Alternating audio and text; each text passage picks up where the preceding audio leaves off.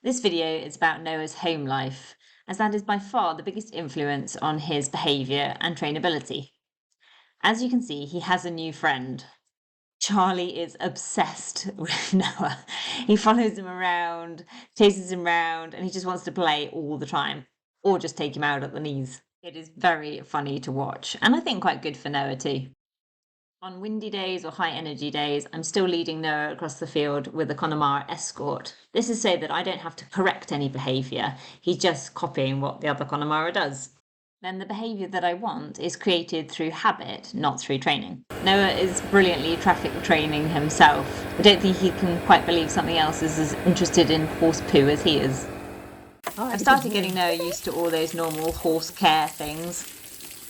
When I give a horse a bath, I always use hot water. And here you can see how this is his right-hand side, so he's still a bit funny about me being on that right-hand side. He's not as confident as he is on the other side, on his left.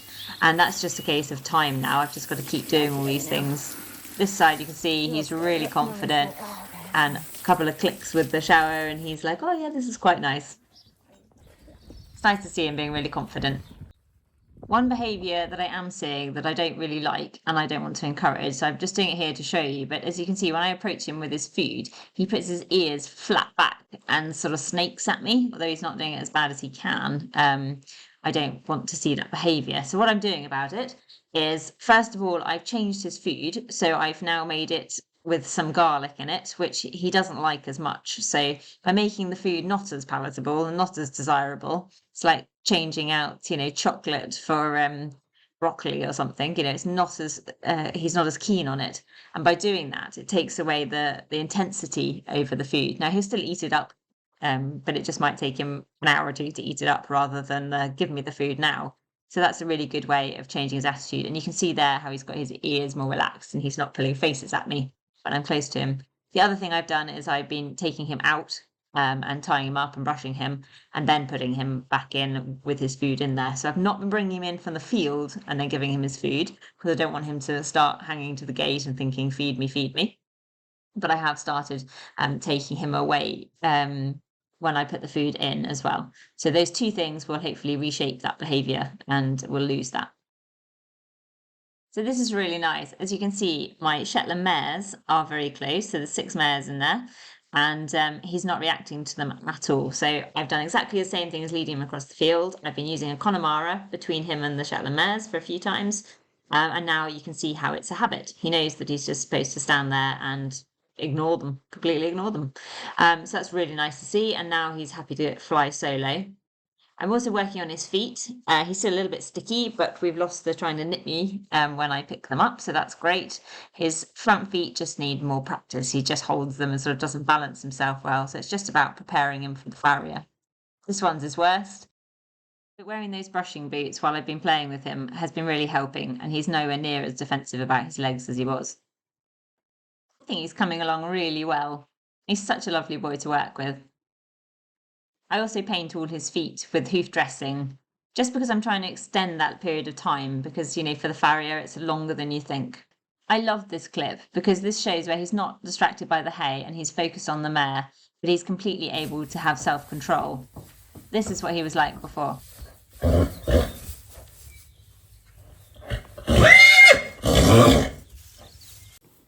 I feel like my relationship with him is really starting to blossom.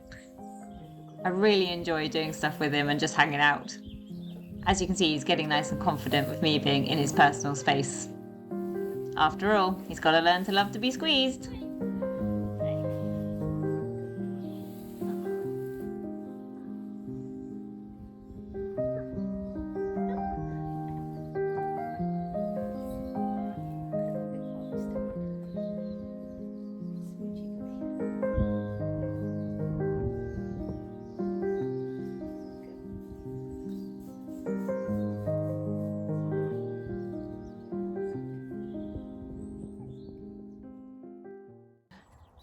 Well, Noah has had a very busy week, mostly being chased by Charlie, as Charlie seems relentless in wanting to play with him morning, noon and night. It is incredibly funny to watch. I do wonder if Noah enjoys it quite as much as Charlie does. On the plus side, I did get to see Noah at some speed, cantering away from Charlie into a different field.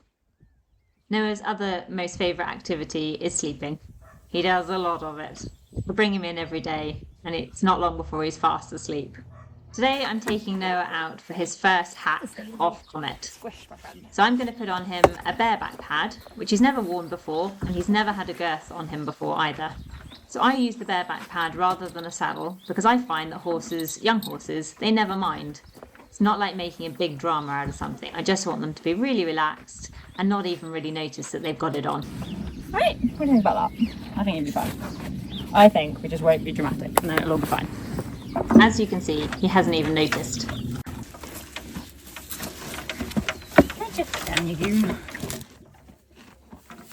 I'm also adding a breastplate just so that it doesn't slip.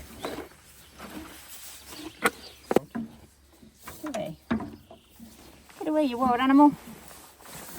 Get away, you wild creature. Hello. Say hi. Give a look. Hey. Say hi. Hello. We're born ready, aren't we, Comet? How bud? Okay. You see, as I go to move off, Noah has got so many things to think about, he's not concentrating on the girth, and so therefore doesn't react and doesn't mind it at all. I get on board and get myself organised, ready to head out. And when you start out on the road, they kind of are a bit shell-shocked, so naturally it all goes really easily and straightforward. Sometimes there are scary things in the hedge and he has to just have a look, and that's where using a horse like Comet is fantastic because he's such a good role model. Good boys. Comet and Noah for the first time in the bareback pad. Looking good. Little tweeds. Just with us. He just tootles along, wondering what on earth is all these things to look at are. We then had a very lively bunch of young bullocks come galloping across the field towards us in the gateway, which he thought was very interesting to have a look at. So we just stopped and let him process what was going on. We then had a bit of a tense walk, and I actually used Comet to push him over across the road every time he tried to push me. I couldn't quite get it all on camera as Jeremy was riding a bike, but as you can see, he carries on being a little bit stressed. You can see he's a bit tense and he's a bit rigid in his body. And what I'm interested in is how long it takes him to be able to bring himself back down. It doesn't bother me or worry me that he got excited by the cows. It's perfectly natural, but as you can see, as we're going along, he's starting to relax again. Boy, Comet.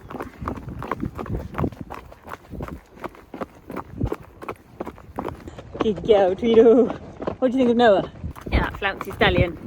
Good boy, Noah. Good boy, Comet. Good boy. You're a good lad. He's so good. He's so good.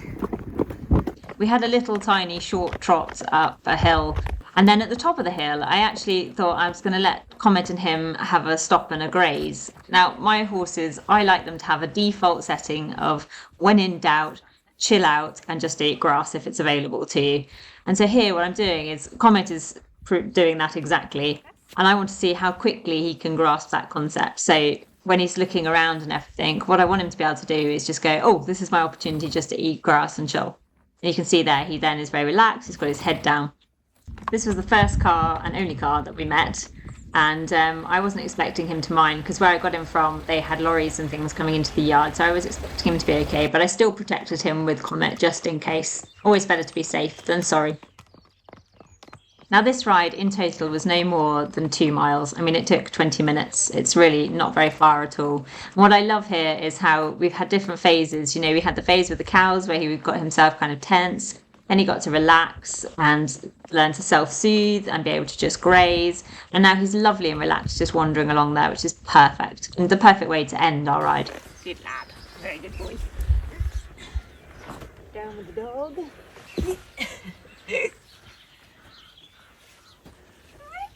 Good boy. Very clever. What a good lad. What a good boy. You're so good. You're so good. You're so good. You are so good. Eh? Good boy. Very clever. Very clever. Don't bite him now.